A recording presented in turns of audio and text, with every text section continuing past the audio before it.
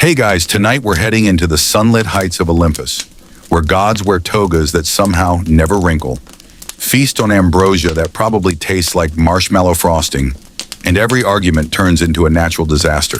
But this isn't about Zeus throwing lightning bolts or Hera holding grudges that last centuries.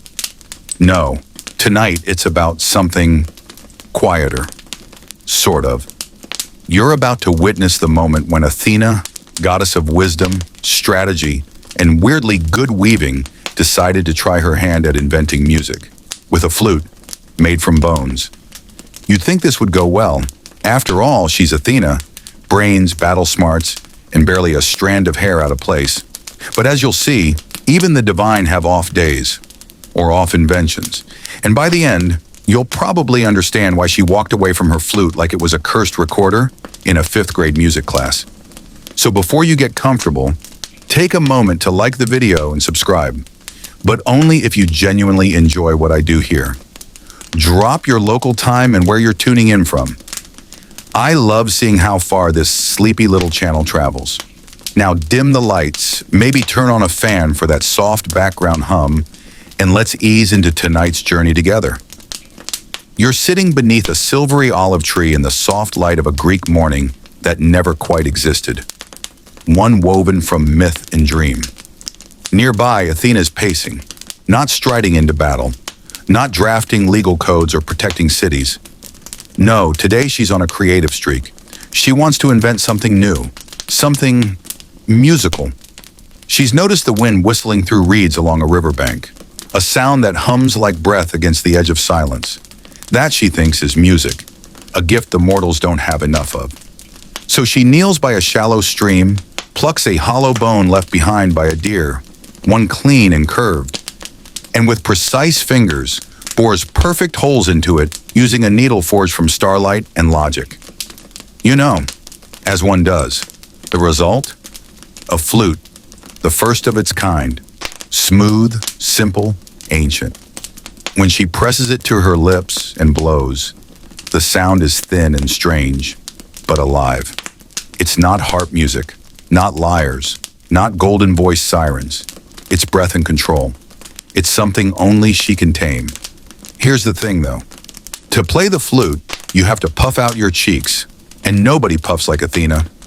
Now remember, she's the goddess who sprang fully formed from Zeus's skull, wearing armor. She is dignity in a toga, and now she's standing in a clearing, cheeks ballooned like a frog's, eyes slightly crossed, trying to maintain godly composure while forcing air through a bone pipe. It doesn't help that a pair of satyrs are watching from behind a bush, trying and failing to contain giggles. One falls over backwards into a patch of thyme. The other snorts, which honestly sounds better than the flute. But Athena persists.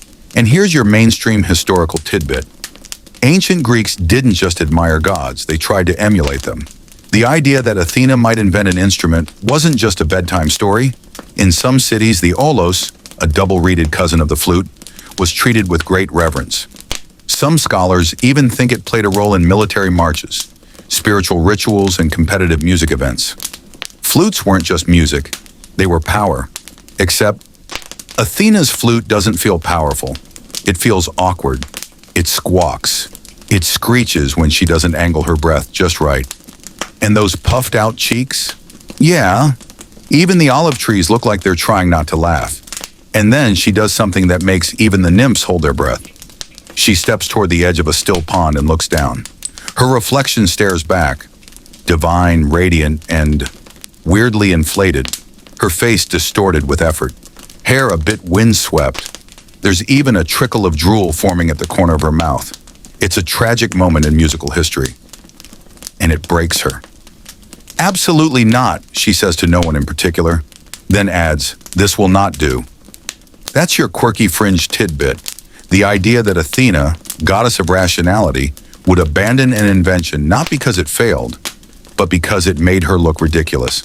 Some versions of the myth suggest that vanity, yes, even divine vanity, drove her to abandon the flute. And let's be real, if your co-workers were gods with perfect curls and pet eagles, you'd probably skip the chipmunk face too. Historians still argue whether this myth reflects real aesthetic values in ancient Greece, or whether it's just an oddly specific moment of comedy. Was it a parable about hubris, about the limits of divine inventiveness? Or was it just a good excuse to make kids laugh around the fire? Whatever the reason, she hurls the flute away with the force of a thunderclap. Not in anger exactly, but in elegant rejection, like a fashion model tossing aside last season's tunic. It arcs through the air, spinning like a leaf in the wind, and vanishes into the forest below. The flute is gone, but not forgotten. Athena dusts off her hands, regains her composure, and marches back to Olympus like nothing happened. Except, of course, something did. And someone, down there among the trees, is about to find it. The flute lands softly in a bed of moss, bouncing once before coming to rest between the roots of a gnarled pine. It lies there, quiet and innocent, humming with faint divine residue. Nearby, a rabbit pauses, ears twitching, then hops away, because even small forest creatures know when something smells like trouble, or God spit. Later that day, a ripple of laughter rolls through the upper slopes of Mount Ida. You recognize it instantly. Olympian laughter. The rich, honey-dipped kind that fills temples and rattles mortal hearts. The gods are having a feast, and you're there, lounging somewhere between a heaping plate of dates and a suspiciously sentient amphora of wine. Athena is seated at the far end of the table, pointedly not mentioning her morning experiment. Her armor gleams, her olive wreath is perfectly tilted. She's pretending nothing happened. But then, Hermes appears. "Lovely evening," he says, tossing something onto the table with a theatrical flourish. "It's the flute." Athena freezes. Her goblet pauses mid-sip. Even Apollo, god of music, raises a golden eyebrow. "I found this lying around," Hermes says with a smirk. "Anybody know what it is?" The table falls silent, except for Dionysus, who's attempting to train a peacock to juggle grapes. It's not going well. Then Aphrodite picks up the flute and gives it a curious sniff. "Smells like olive trees and disappointment." Athena sighs. "It was an experiment." "Do play it for us," Apollo says with a grin that could start wars or lullabies. So she does. She lifts it very slowly and plays. And here's where you see it from the inside. The embarrassment of a goddess in full ceremonial robes, cheeks puffed like pastries, surrounded by her peers who are all trying not to burst into laughter.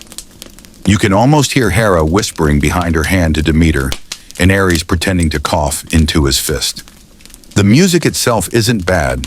It's haunting, actually, thin and otherworldly.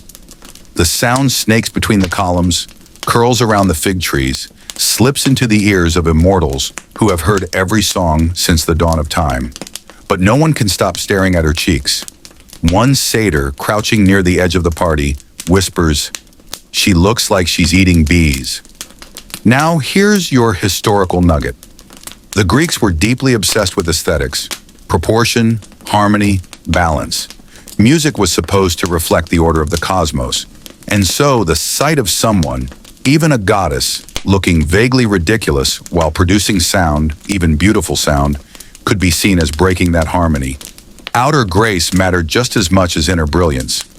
Athena finishes the tune, lowers the flute, and nothing. A silence heavy as marble. Then Hermes claps once. "Brava!" Aphrodite stifles a giggle. Apollo is clearly trying to be kind but can't quite manage it. And Zeus, who spent the last 5 minutes trying to coax an eagle off the dessert table, finally glances over and mutters, "Bit windy, isn't it?" It's over. Athena, stone-faced, walks back to her seat. The flute, mocked and misunderstood, sits forgotten on the table. For a few moments.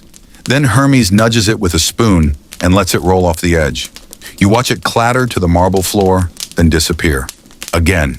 Down it tumbles, through layers of cloud and centuries of myth, until it reaches the mortal world once more. And here's where our open debate comes in. Scholars have long disagreed over whether the version of the myth where Athena plays the flute for the other gods predates the one where she discards it alone by the river. Some say the Olympian performance was a later comedic embellishment meant to humanize her. Others insist it was part of the original tale, showing how even the wisest deity wasn't immune to a little divine peer pressure. But regardless of its origins, the meaning endures.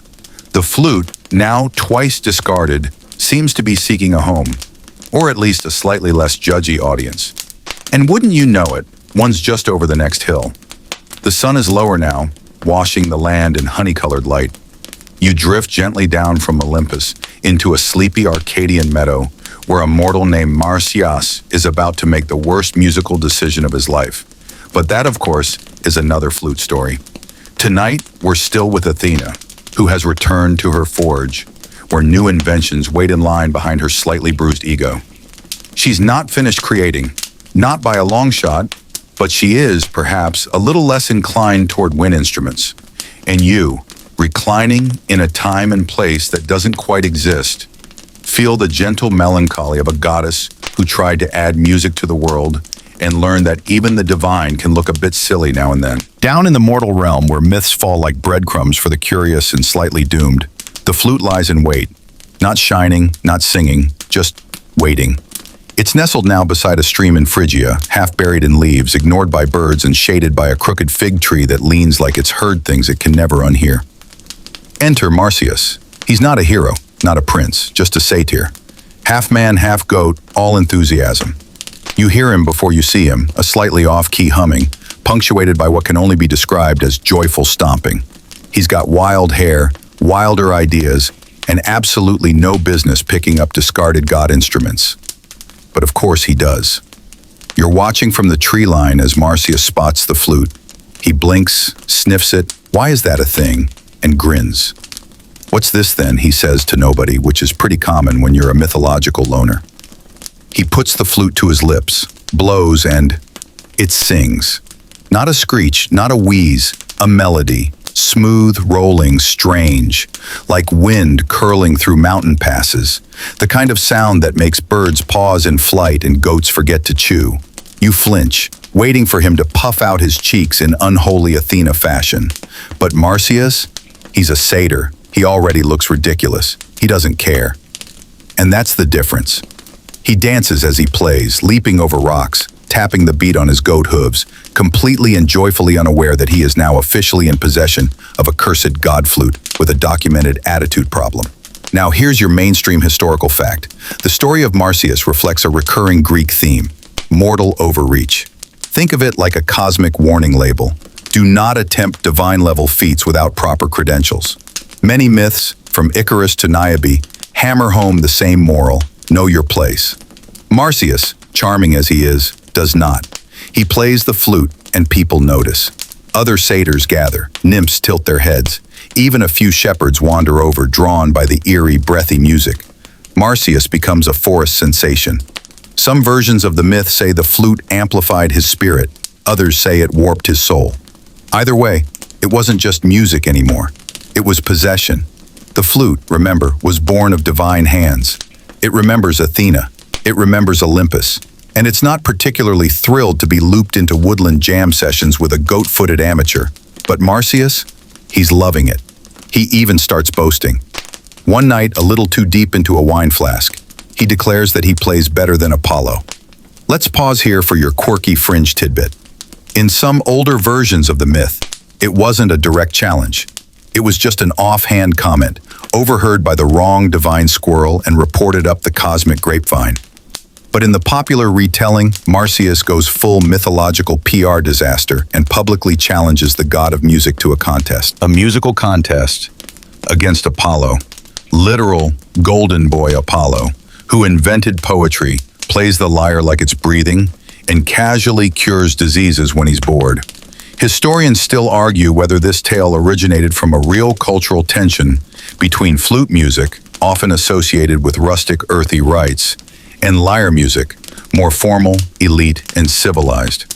Some believe the myth encoded early artistic class warfare, flutes being for rowdy satyrs in democratic revels, lyres for polished city festivals and court poets. Regardless, the challenge is made. Apollo accepts, and you, unfortunately, are still in the audience. They meet in a meadow at dawn. Apollo arrives trailing sunlight and soft harp glow. Marsyas stumbles in wearing a wreath that may or may not be poison ivy. A few satyrs set up snacks. A handful of dryads bring seating mats. A centaur volunteers to be the judge. Because why not? The contest begins. Marsyas plays first. The flute wails with passion, wild, uncontrolled, free. It's music from the earth's belly, unfiltered and a little drunk. Apollo responds with grace. His lyre sings of stars, balance, perfection. If Marsyas' music is wine, Apollo's is crystal water. The crowd is divided. Then Apollo pulls a trick. He turns his lyre upside down and plays it. Marsyas can't do the same with the flute. You can't play a flute upside down unless you've got some questionable anatomy. I win, Apollo says, and smiles the kind of smile that would later inspire marble statues with slightly smug lips. Technically, he's right, but only technically. The punishment? That's another myth, and you'll be glad to know we won't drift too deep into that tonight. Suffice it to say, things don't end well for Marsyas. Divine pride is a prickly thing. But back to our original thread. The flute vanishes after that. Some say Apollo destroyed it. Others say it flew back to the riverbanks, waiting for the next fool to puff their cheeks and tempt fate. And Athena? She's probably sipping pomegranate tea in her olive grove, watching it all unfold through a ripple in a scrying bowl, whispering to herself, "Told you it was cursed." So now the flute, that strange little bone-born relic, has done the rounds.